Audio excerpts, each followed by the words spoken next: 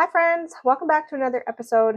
My name is Katarina from 5 Hearts Refinishing, and on today's episode, I'm going to be working on this 1930s, 1940s Art Deco / Art Nouveau piece.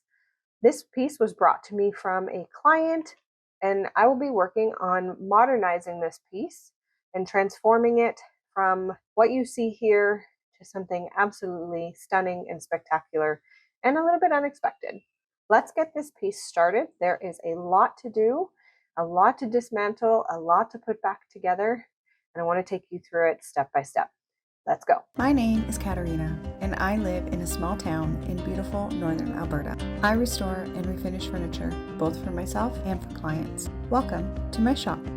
All right, so there's a really funny thing about some pieces. I have done so much research to try to find who made this, what era it came from, where it came from, and so much more. And I just keep running up with nothing.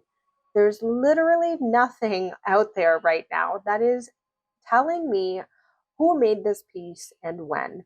Best guess I can come up with is it is a combination of Art Nouveau and Art Deco based around the 1930s and 1940s era.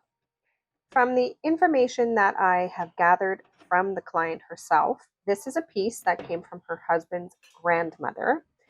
Their house burnt down and they had moved into the priest's residence in 1962 in an old Catholic church that was in Tiran, Alberta. I'm sure I'm butchering the name. This particular piece was left in the residency and ultimately ended up in their possession. Now, the date of this piece, we don't know. It could be, I suspect it's around 1930 to 1940. But if anyone has any insight at all into what this piece is and how old it is and who made it, please share that information in the comments below, because I am so curious and I have come up at so many dead ends on this piece. I began working on this project by taking everything apart. Initially, I actually scraped everything down, thinking that would be the fastest way to get this failing top coat off. I later changed my method and just stripped the entire piece back. Scraping is fantastic on failing finishes, but with veneers, you really have to be very careful when you're sanding. So the best option really is to just strip a piece first, let it dry, and then sand everything back. There were a few areas of damage on the piece that required some veneer repair.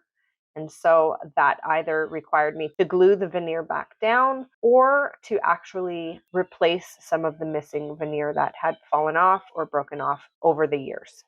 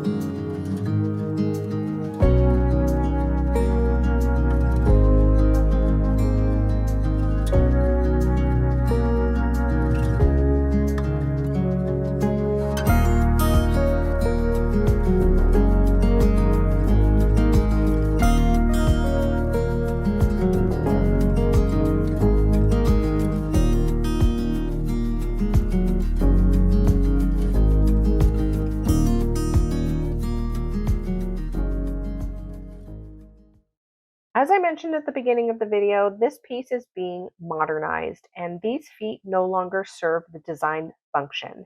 So off they go. These old legs weren't doing this piece any justice anyways, and the warping wood was going to be an issue regardless. So the legs needed to come off anyhow, and we're going to be replacing them with these new zinc alloy legs, which I will be spray painting in black to match the rest of the hardware. You definitely, when working with shellac, lacquer products, really when working with any top coat and you are scraping, you want to make sure you protect your lungs. The dust is so fine, or the crystal is so fine. You see that? How it sparkles? You don't want this crap in your lungs. This is bad. So you definitely want to make sure that you protect your lungs.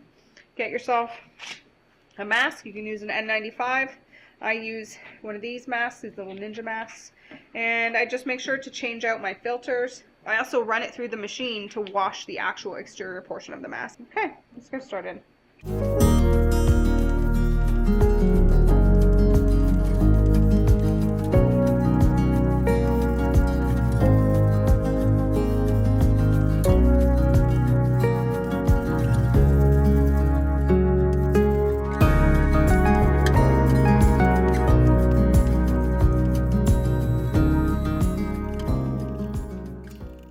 This is not a veneer. This is actually a type of finish, and I can't remember what it's called, but when you scrape it off,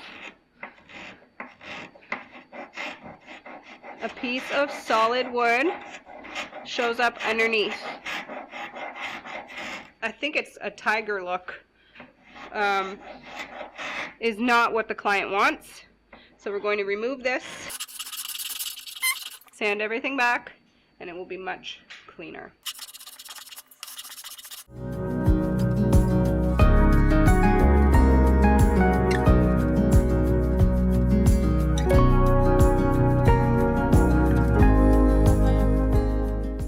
Okay, so as I mentioned earlier, I did begin this piece by scraping everything off. But while I was doing that, I had started working on the sides of the piece and noticed that there were some cavities in there that made the paneling quite uneven. And so the first panel that I did, the corner of my scraper kept catching on the panel. So rather than damage the panel, I just decided I'm not scraping anything anymore. I'm just going to strip everything back. Here I'm using my circa 1850 eco-friendly stripper. This stripper I am able to use indoors. It works amazing at removing these old lacquer and shellac finishes. So on antique pieces, this stripper is absolutely fantastic. It works really quickly and really effectively. I purchased bottles of this at a time at my local building supplies. If you're interested in more information about the circa 1850 soft strip, the eco-friendly stripper, please check out the description below. I will source a link there for you so you can further investigate it for yourself. For these more detailed spaces along the edge banding, I used a plastic bristle brush to get into all of the grooves, a Scotch pad to really help move around the product, and then cleaned everything up with some mineral spirits and let it dry.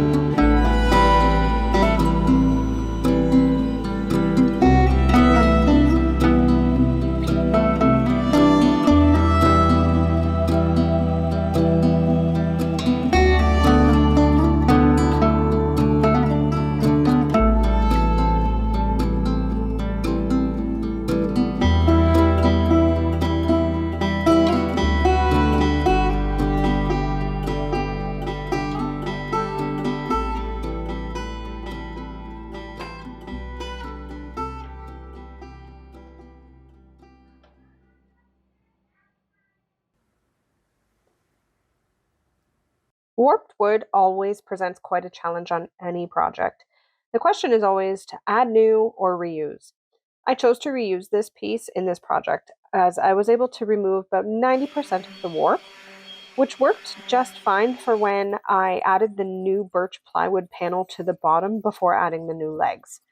The old wood here was anchored to the new wood, and it helps secure it and therefore actually prevents it from warping again in the future and restabilizes the entire piece, making it a more functional and stable piece overall.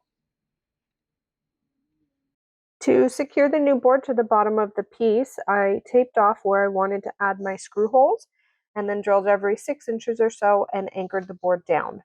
Once done, I was then able to add the new legs, and then because we are matching the legs to the new hardware, I scuff sanded the zinc alloy legs with 240 grit sandpaper and then painted with a paint and primer in one paint by Beauty Tone in the color black.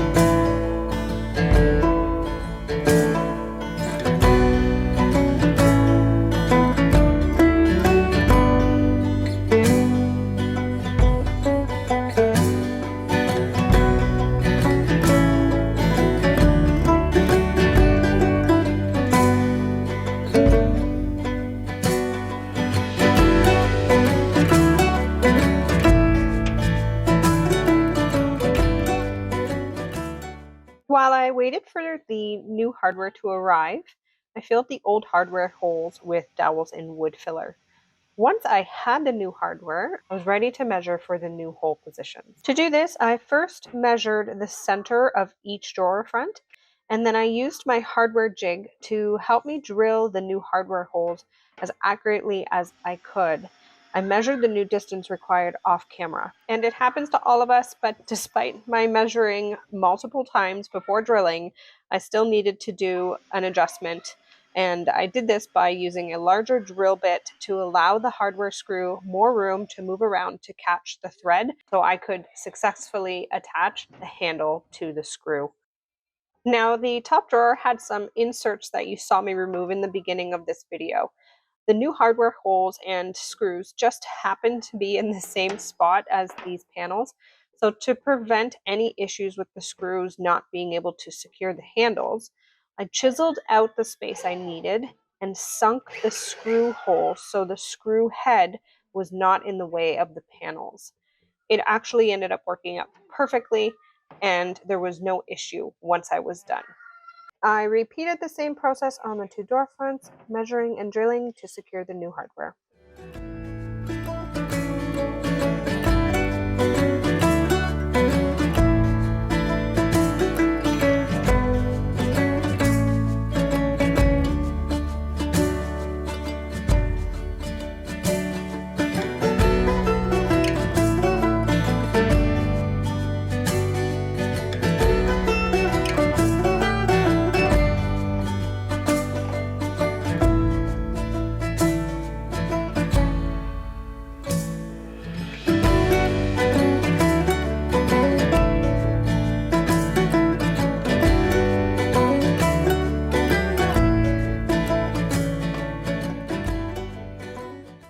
So next up, it came time to whitewash the whole piece.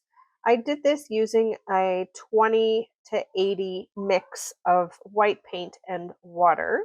And after that had dried, I then went over the entire piece with a stain. Now, this is kind of where the piece started to misbehave and go south on me. All of the different types of wood, the age, and the color of the stain and whitewash together just did not work on this piece, and it just completely crumbled at this point. I obviously was really distressed about it, contacted the client, and told her what was going on with the piece, and we chatted about a new game plan moving forward. The new plan was to restrip the entire piece, resand it, and then go back and use different color stains to achieve the light brown color that she wanted.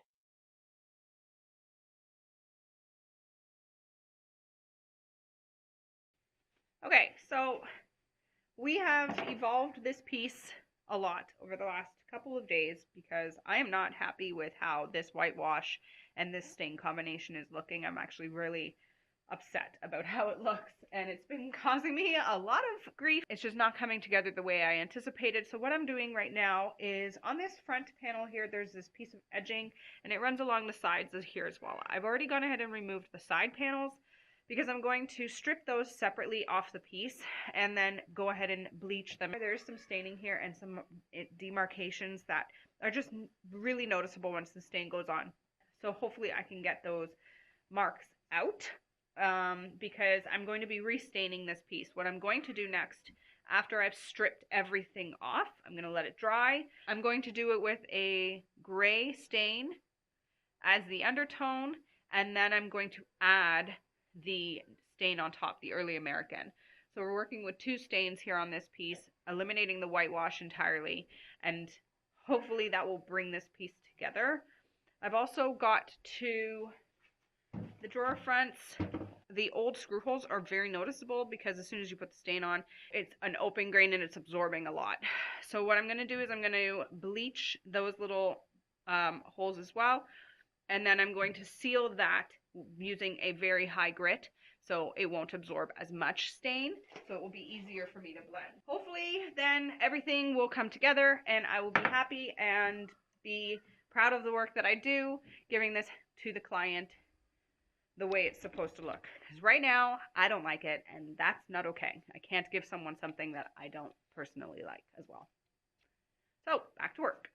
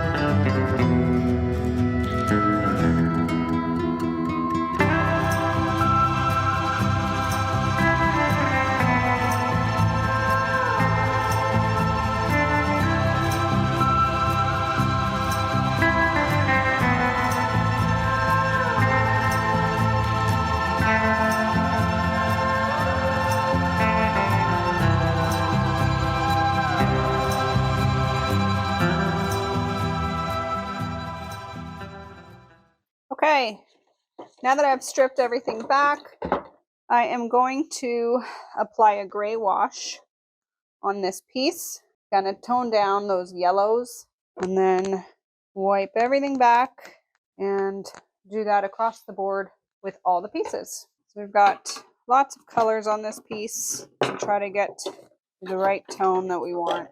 And what I'm doing by layering stains is really no different than what someone would be doing with toner. I will let that sit for a couple minutes, come back on and dry it off. So here's a fun fact. It doesn't actually matter what direction your stain is going on. What matters is that you get your stain on there and then wipe it back in the direction of the grain. Your stain does not care about going on any which way. End result will be the same. I really hope you guys enjoyed this video. I know it was a little bit of a longer one.